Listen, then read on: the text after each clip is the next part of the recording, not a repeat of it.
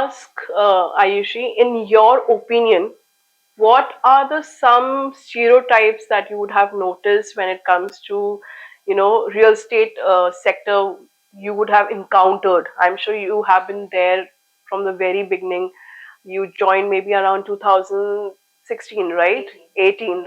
And you must have seen the kind of real estate market has evolved also, but the stereotypes or the biases is still there a bit for the women in Indian real estate sector, or have you came across, or have you even challenged such stereotypes? So I think there are stereotypes, but I also think that it's changed quite a bit since even when I joined, and I know that it's only going to get better. But I think one very common one, if I'm being candid with you, is when I joined I was 21. I was just out of college, and although I'd done quite a bit of work, I was with JP Morgan, and I was with a real estate private equity fund, and I worked with a venture capital fund. So I kind of had my share of experience. I did 1.5 years of that, and then I decided that I want to kind of put in my all into this business, because that's what I see myself doing in the long term.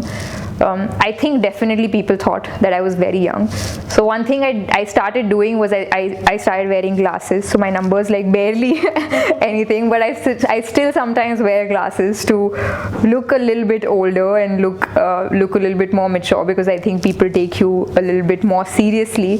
That was something that I definitely faced. Second was, I think a lot of people assumed that I've maybe studied marketing, and I think marketing is great. I take care of marketing even right now, but I don't think it's okay, women, and that's why she's going to do marketing. I studied finance and consulting. I worked in all finance roles. I wanted to be an investment banker for the longest time.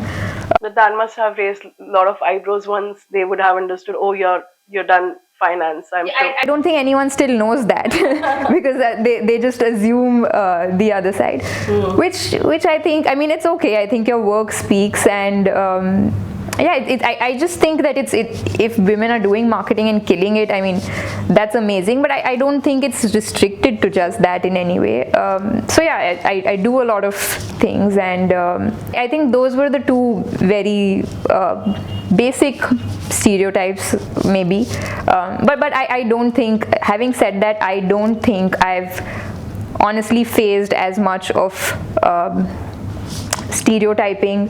We have a very open office culture. We have 50% of our workforce is women. I come from a family where I've been given enough and more freedom to make my own choices and make responsible choices. And I've been taught that with freedom comes responsibility, and that no one can stop you if you are determined and hardworking, and and of course there are times where you have to prove yourself extra, and I take that as a challenge sometimes, because I'm learning more in doing that, right? So I think there's beauty in that, and sometimes I feel more, okay, I really deserved it because I maybe worked a little bit harder, and I learned more in the process. And right now I think I just want to be a sponge and absorb everything that I can from a male, woman, anyone, any expert in any field, and I just want to be a sponge.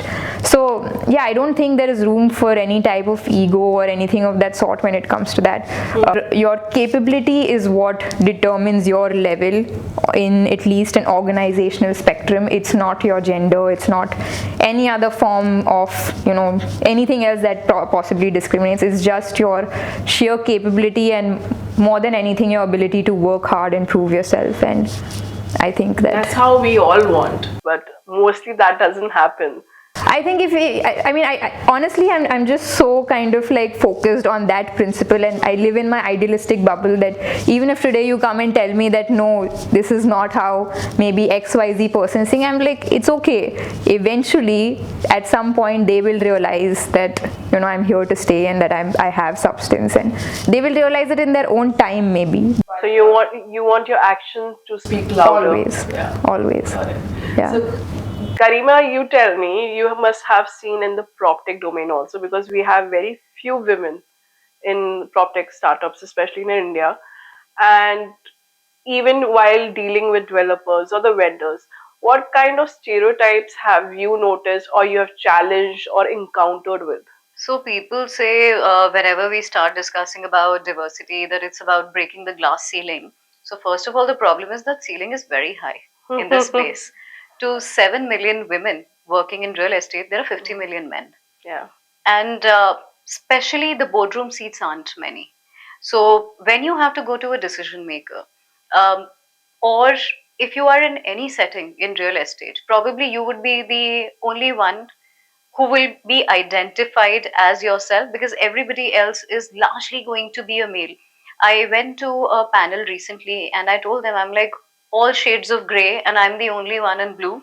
And it just shows, right? So definitely the stereotype has been there. In fact, I second with Ayushi on that. Somehow they think women are the most creative beings, which is very good to know, very good to hear. Music to a person like me who doesn't have an iota of creativity, that they suddenly assume either you're doing sales or you're doing marketing because if you're a average looking face also, then you have to be in sales, right? Because people will entertain you. That is called foot in the door. Yeah. That's how largely hirings happen in real estate. And unfortunately, because that has happened over decades now, that is the mindset. So when you go to a developer also, sitting as a co-founder, the initial thought that they would have is, okay, madam, first of all, the way of speaking is really different. So, madam, so you tell me, so marketing and all you take care of. I'm like, first of all, my name is Garima. So let's stick to that. And secondly, I make the product. I'm the technical person here. I don't do sales and I definitely don't do marketing. I really like contributing my ideas there, but I make the product. So everything that you're using here, I'm the one who decides if it's on or off. That is what I do.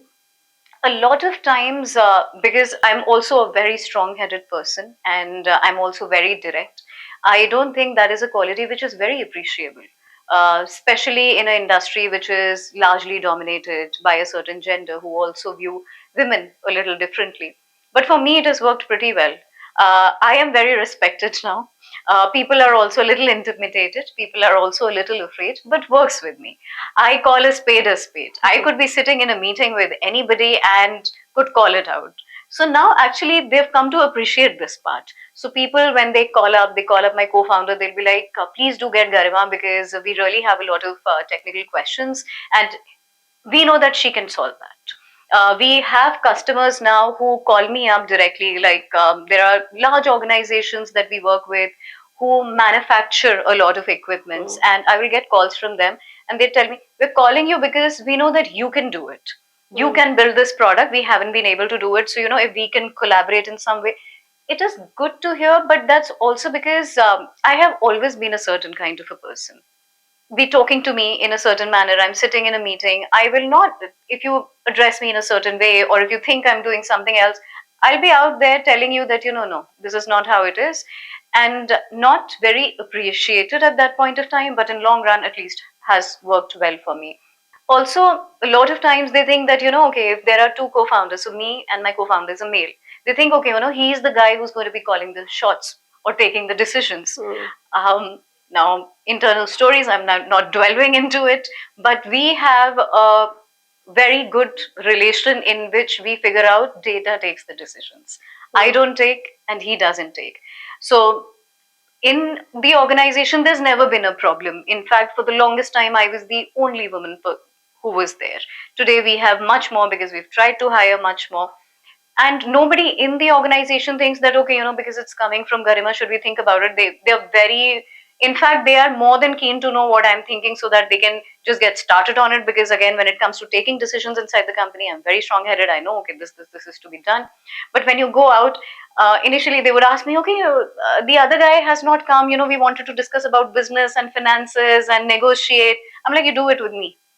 I will do that. Because at times I would be really, really irritated then. And eventually, I think they also realize a lot of people that you interact with over and over a period of time, they're okay with it. In the new places, at times you're like, okay, all the battles are not mine to fight. So certain places you're just like, yeah, okay, whatever you think. Certain places you're like, no, I really need to hold to my ground. So because the industry for so long has been stereotyped on creativity and selling stuff to women. That is what eventually they'll see a pretty face, like they'll see her. I'm sure they would say, oh, I'm sure all the digital ads that I'm seeing, she's the mind behind her. They'll see her, they'll be like, oh, I know, she'll know all the data about Dubai real estate, because that's how it is. They'll see a grumpy old man sitting, they'll be like, good with numbers, finances. So I'm sure that is what exists. But if you try to change, it will change. If you are pretty adamant and you're very okay being also a little intimidating, I think it works. What's your take on this? No, I think first of all, a very good question, I think, and a very bold question. I think it's been 22 years in the corporate career now for me. My daughter is 18 now, so if I relate a little what I would want her to do at this moment, I would always want her to go out, experience the world outside, and then come to India. Now, to be very candid on this question, I think I've been in various sectors. It's not only real estate. While this question points out specifically to the real estate, but I would definitely want to answer this question in all the sectors in a corporate life. So I've been a banker, I've been like I've been in this banking industry for a very long time, real estate for about 12 years now. Wherever we go, especially till the time you're a team member, it's absolutely fine. The moment you become you go on a leadership positions, it becomes extremely difficult, because that's the point where you still are a female, and probably for example, you have a team of people. I've led a team of about 300-400 people also at one time. The moment everything is going on well, till the time you're fine, everything goes on well. The moment you know that you have to make a stand, and there are certain things which and sales is a field where you have to go rough. You just can't be okay, or you can't just kind of be comfortable with everything which is going around. Exactly. And especially when you are at a group level, you have larger responsibility. When you have you're running like a 1,700 crore company, it becomes imperative that you need to take your stand, go for some very hard calls also at times. That's the time where probably that I would specifically say that factor that you're a female and probably a male would not want to listen to you in that respect comes up very evidently. The second point is that how you're always judged about in terms of your appearance, in terms of how you are as a person, how you talk, even a line when you're talking, when you're actually at a dominating position. Every time you've been judged, it's never, you're never free, that things go absolutely free. You're just free to talk with the group of people the way you just are. While I've been very lucky, because I've also been a part of organization where people have really helped me to grow in my career. Kudos to those males. But I've always kind of felt this, that life is a little difficult when it comes to female. We are just battling up with everything at this moment. It's not only the corporate, it's about how you are a homemaker, you're a mother, you're a kind of a entrepreneur, you're kind of having a multiple functions around. But when you're in the office, you're just a normal corporate person. So obviously that adds up, because there's a 50% life which you're running with same level of responsibilities, and there's 50% of life which you're kind of at the corporate. What it looks like is exactly the same life, that you've kind of taken a car, you've kind of sat down in the car in the morning, and you've just come to the office. But actually the first half of the life has gone making things ease for the family, and the second half has gone in making ease for the corporate. That balance between the two is really difficult. Probably being a female, you have lesser friends in the corporate. Probably a male would be more comfortable when it comes to hanging around, or probably things like that. But you as a female, it's both sides. You as a female would not want to kind of get along with everything and anything which is happening. That's the boundary a female builds up. You have selected people you would want to kind of associate with. But apart from that, I think it's largely how you come out when you kind of are working in a corporate. So I think still, and again I'll point out at the global market, because I've been kind of working with all these communities, be it be a Pakistani, be it be a Russian, a Chinese, a Japanese, and I think some of my team members are different nationality. This is absolutely different there. It's like the kind of environment, if a female, and especially in the real estate, because where you have to be always decked up, because that's how the sector is all about. I think you're always and constantly judged upon because you're a very different person to look and feel. That kind of friendliness, the kind of I would say, and that's not for me. Basically, that can be for any different female who is working in real estate today, because and the same if you go to the global markets, it's completely different today. The attires, the kind of way they project, they have been looked at a genuine salesperson. It's not about you're looking like a fancy person, that you are not knowledgeable. It's about you are looking fancy, but you can have a good level of knowledge, and that's well understood in the global markets.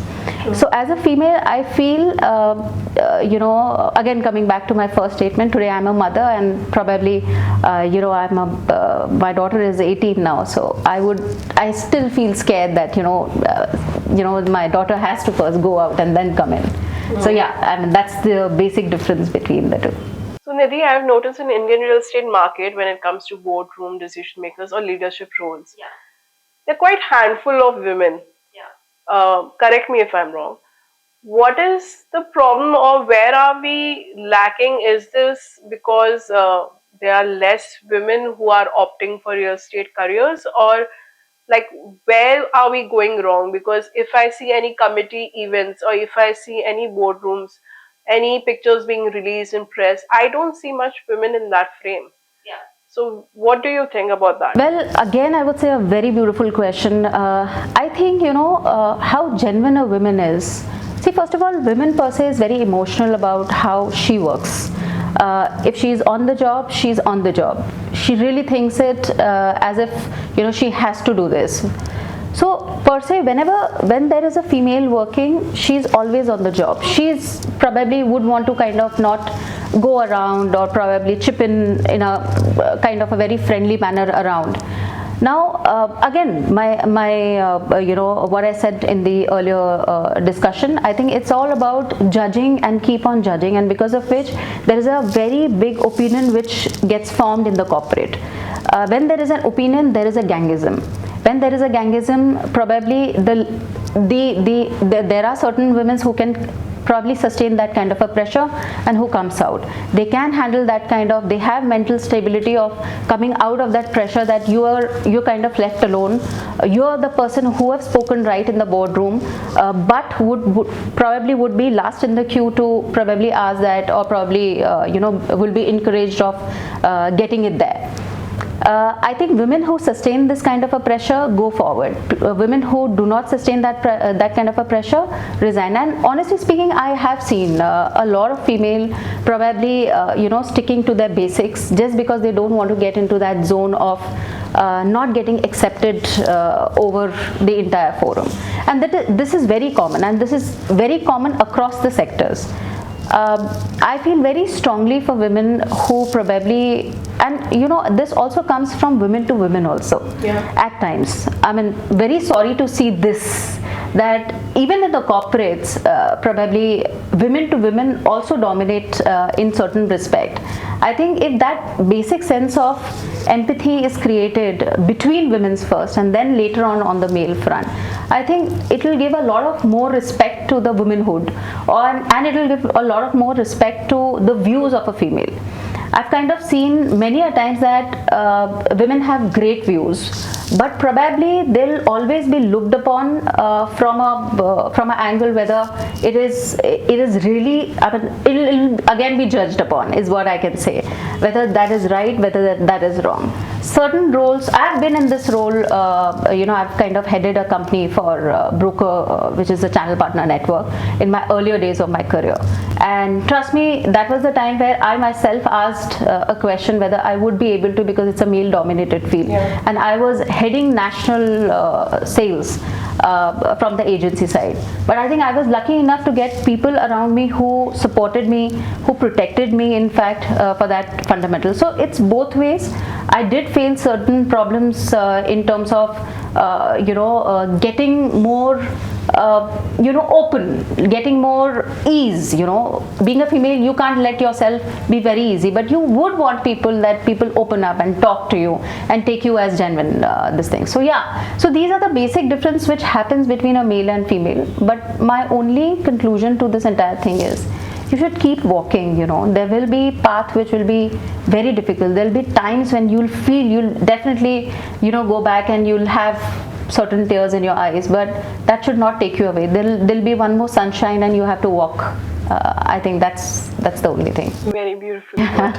So Garima, I'm quite active in LinkedIn. Okay, so I see a lot of high leadership role men putting a lot of team photos and everything. There are moments where I have controlled myself by commenting, where are the women? So what is your take? Why we are not seeing much of women when it comes to leadership roles or when it comes to decision makers? There are women in Indian industry, real estate industry, but quite handful. Like my LinkedIn, I'll go through and scroll, I'll see very few women who are like a CEO or CBO or the head of marketing, but rest, there's not much happening there. So I think there are a bunch of reasons for it. It's just not one. First of all, you have to start at a junior level, being inclusive. You are going to make the person at the helm of something once that person has finished a certain life cycle of working with you. That inclusion in real estate actually does not exist. Now, the unfortunate part is that in any real estate company, if you were to go by that, these funds which give money to a real estate company to develop, do they have a gender diversity in place? They don't. Now, when your slate is blank, then people take decisions as they were to. And traditionally, this is how decisions have been taken, that, okay, in this industry, because it is a very rough industry, this industry is not considered, it's not FMCG.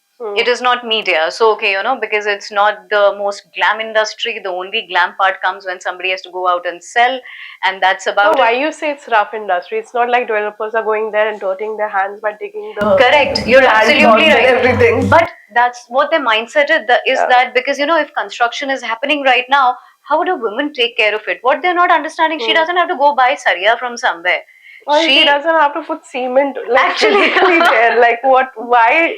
But that is what the consideration is, that okay, it's not a woman's job. She won't be able to manage laborers or the vendors. And the thing is that she doesn't have to manage the laborers. There are people to manage the laborers, and she manages those people. And I think women are much better when it comes to management, and they can multi-manage. They could manage vendors, they could manage their own employees, and they could manage 40,000 other things also at the same time without saying, oh, I have so much on my plate, because that's how they're used to. They're used to doing multiple things at one and switching like this. They are the real quantum computing. But when it comes to real estate, they think, okay, which are these parts, because women, they are a little softer. Which are these parts in which we can include women? So, okay, sales. But again, you will not find a sales head who's a woman. Or in very rare cases would you find, because a lot of men are not okay with women bosses in this industry. They have worked in certain segments 25, 30 years, and they're like, I had an amazing boss. This, that. Ask me how many of them had women bosses. And if they did, for how long did they last there? And what good do they have to say about them? Because men are also still not very accepting of a lot of things. Having said everything that, we have gender diversity, inclusion, if you had the same setup, would you be happy about it? Would they be really happy about it? Or is this all on paper that, okay, let's have a new department called innovation. We'll have women here. Okay, great. But are they also being included in the board? Are their decisions really being heard? Are they the ones bringing about change? The change has to come from within. And somehow they've been always skeptics of this. If a woman were to sit in front of them, their own organization or any other, they would still consult a man. That, okay, I have heard this, all of that. What do you think about it? That's not how it works. Why are you dissing the entire opinion of somebody who has worked equally or more hard on it? And one has to be very gender agnostic. I would not even say that, you have to put women on a pedestal, but then be agnostic. Then go by either a data or something which affirms that belief, which is still more scientific in nature, than by saying that, no, I don't believe what she has said. You are dissing in your own environment, and everybody sees that. People see their own environment, and somebody who's a senior manager today is going to go become a CXO tomorrow somewhere else, and take the same environment along with them. That, theek hai, do we have so many women in the company? Doesn't matter which level. It does matter which level. Because if you don't have women in the boardroom, nobody's going to be sitting about them and then finding out or figuring out how to make it better for the other woman who has to walk this path. True. Somebody has to walk to make the others run. True. Now, let the person walk. Because I have also seen, in whatever time I have spent in this industry right now, I've seen few women being at positions which sound very important, but are actually more for namesake. Now, if they are not included in those decision makings, if they are not actually important, they cannot do much. And they are not namesake. They would do as much as you would. What would a man do differently? Instead of getting cement from Ultra Cement, he'll go get it from somewhere else. No, he would not do all of that. Yeah. He would have somebody who would do all of that and manage that, cost control that, do things a little better. Women are much better in tech. In fact, I have seen women work in manufacturing units or do codes. They are really, really good. But still, you would want somebody else to tell you that, okay, she's done this well, but I have somebody else who's telling me that, okay, she has done this well. To validate her authenticity or her work. That is not good.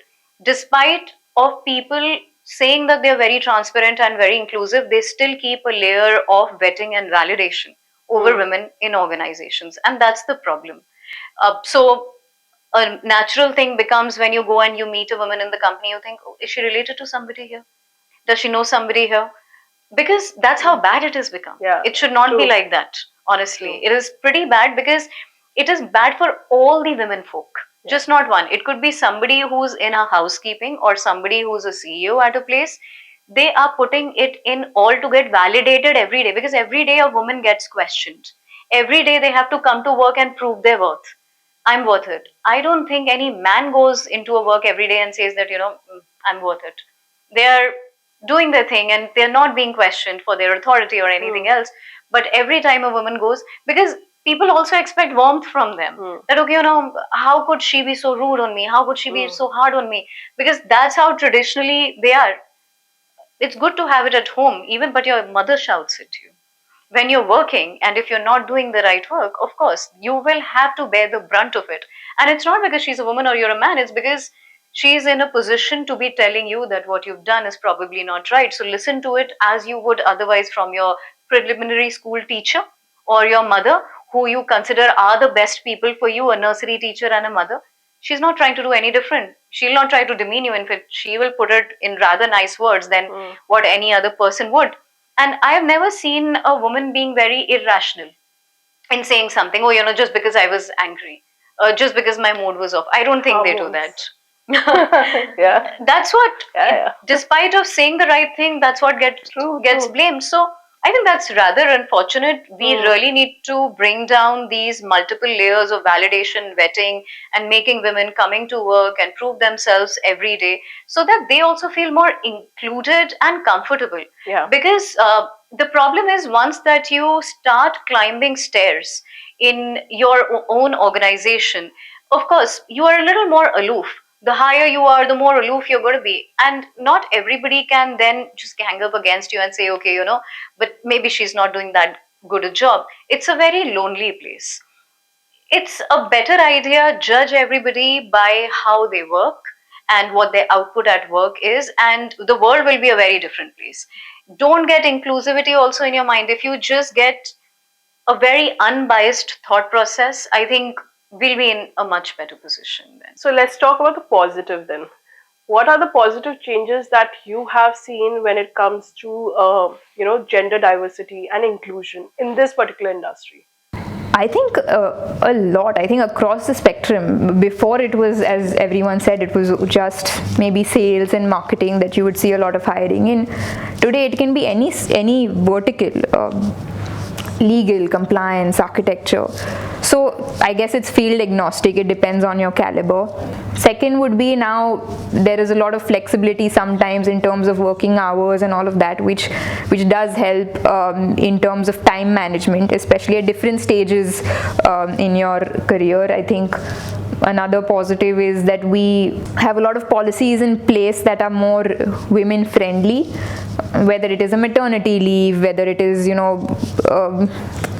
different types of things, even paternity leave for that matter. We have those policies in place so that we can get good talent coming in. And lastly, I think professionalization of the entire industry. I think that now real estate is a very, very booming sector. I mean, you see so much good talent coming in, which we didn't see before. Before, we had to get people and train them from ground up. They may be they would be from completely different fields, and you bring them into real estate and then you mold them the way you would want to. Now there are so many programs, courses, people who are actually inclined to real estate, they can take it up and then they can come in a little bit more polished and knowing what they want out of real estate. And if they have that type of clarity, it becomes a lot easier to work with and kind of train them, including women. So there are MBA programs, undergrad programs. So people actually take those up and have that clarity in mind that, okay, we want to take on real estate. And lastly, I would say is that managers. Now this can be subjective because, you get to decide who your manager is, right? In a company, you have to make sure that you're investing in the right type of manager, more than even the company, I would say, at least. And that's what I learned from one of my managers when I was at JP back then, that if that manager is not invested in your growth, whatever the company may be doing, because you're you're like at the bottom of the ladder. So what the company is doing, yes, it's great in an idealistic world to be connected with the main vision and OKRs and all of that. But if my manager doesn't care about me and treat me well, I will be traumatized for the rest of my future career. I'll always take something, I'll be intimidated by it, or I'll always take something the wrong way. Why should you do that? When you know that you have that clarity that I want to work in a certain type of way, I think the least you can do is invest in the right manager, and that can make all the difference. So now I think we're seeing a lot more inclusivity in terms of managers as well. Of course, there are both sides of the spectrum, but at least you have that choice. So I think that in itself is a positive, that you can choose, and you have so much clarity or so much access in terms of social media that you can know your manager's thoughts, you can ask for references, you can do all of that stuff. And yeah, I think that's one of the biggest positives in my mind. So Garima, according to you, what is the positive change you have observed when it comes to gender diversity and inclusion? I think in general, more women are entering the workforce, and I'm not going to restrict it to real estate, but in general, you see a lot more women be engineers or MBAs or a lot of other things, and in general, they're entering a lot of different industries. And now, the interesting part is that if you have worked in a industry, let's say FMCG, you can still enter a real estate. Let's say you were doing some sort of a tech stuff there, which a real industry lacks in, you can go there. And now industries, for cross industry integration, they are becoming very accepting of it, and this is what works well. I've met a lot of women who are at the helms of their division and doing different things. Somebody's come from telecom, they were heading, say for example, IoT practice there, because a telecom is a leading player to be doing IoT, and now they have come in real estate to do that IoT. Somebody was in a marketing background and had their own agency, and now they've come to an IPC. IPC requires, again, some sort of specialized marketing which has to cut across how marketing was done by the IPCs today. So now, because real estate is also becoming a little more open to innovation, they are getting a lot of people from other industries, and other industries definitely have had women much more than what a real estate traditionally has had. So if you were somebody who was in a telecom or a FMCG or a media company, and you have done a specialization in those companies, now those people are coming to a real estate segment and doing that specialization, or rather say bringing forth that specialization for the first time in this industry. So I think that is a very interesting time to be in. And even when I look at the startup industry, again, I am not from real estate. I would like to say I'm just from startups. So from Oyo to Momsco, everything has been pretty different. And today, by stroke of luck, I am in real estate. Similarly, there are a lot of other women which have nothing to do with real estate before, Yeah. but they have just liked solving a problem. They just go at it. They want to solve a problem and they've come into real estate. Now you can't stop them from coming. They have done a lot of things before. Somebody has solved some problem, somebody has been a CEO of a large firm before. They will come and they'll solve a problem. They are not even thinking about that, whether I'm a woman or which industry I'm in.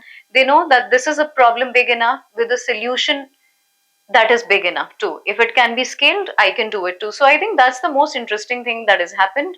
And because now so many startups are there in real estate, you will end up meeting some or the other company which will have at least one woman co-founder. I'm not saying 10 on 10, but at least 2 on 10, which is still a better number than what it started out when we started it back in 2017.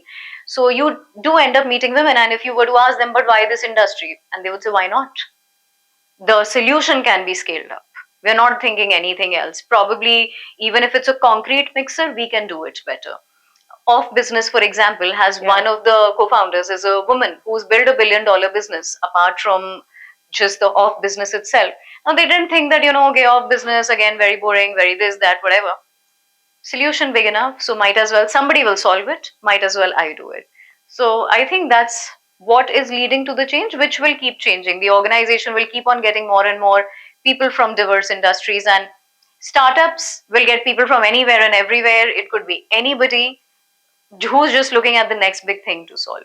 True. Nidhi, what's your take? I think, in my opinion, it's very important to identify this question into two parts as to what is that duration, what we are talking about, or we are kind of having a conversation about what was before and what is now. So what I assume is that kind of duration what 15 years back was, because I've been in this sector like 20 years now.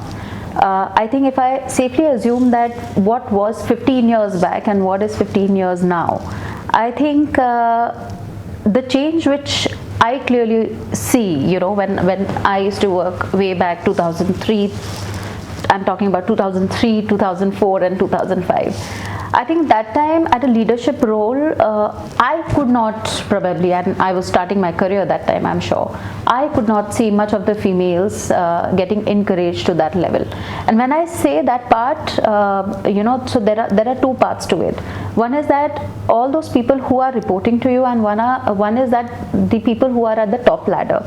Now this conversation is all about the top ladder. I think there is a drastic shift in the mind where it comes to all the people who are at the leadership position.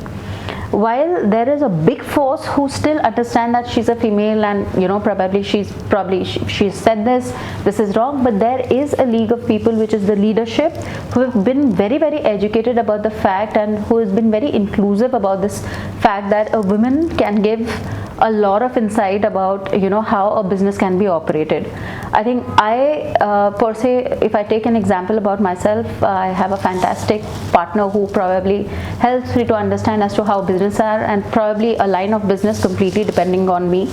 A decision, whether it is a financial decision, whether it is a developer decision, I think I probably can feel that kind of inclusiveness in the leadership role for all the people who have been understanding, who has a clear understanding about these roles, about a female at the top ladder, and who closely work with those female. I think there's a lot of reliability, there is a lot of confidence which they're showing now, which probably was missing, because at that time it was more about probably women on the top leadership position would come at an age of about 50 or 55, and that was all banks and other institutions.